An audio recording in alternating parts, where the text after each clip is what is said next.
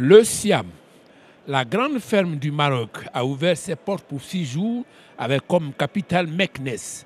Cela depuis l'avènement de ce rendez-vous annuel du monde agricole marocain il y a 13 ans.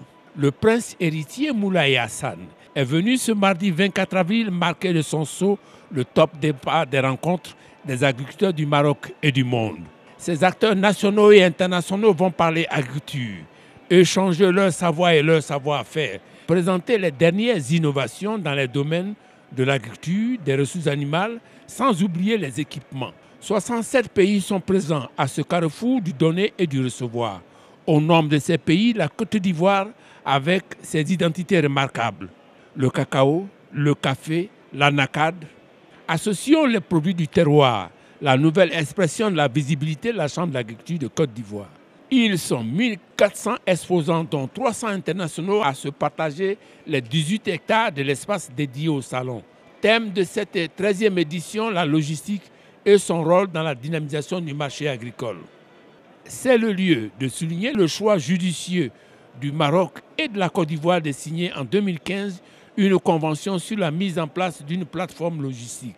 Nous avons accepté et accueilli avec beaucoup de bonheur la proposition du Royaume du Maroc de réaliser une plateforme logistique de manière à pouvoir emmener les fruits et légumes du Maroc sur le marché ouest africain via Abidjan à des conditions de température maîtrisées.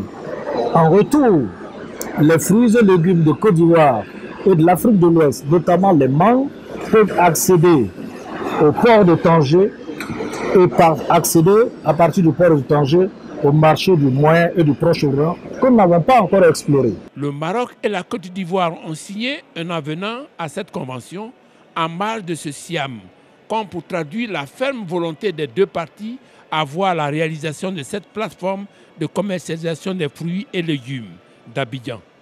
Cet avenant proroge de 3 ans la convention signée en 2015, qui expirait en 2018.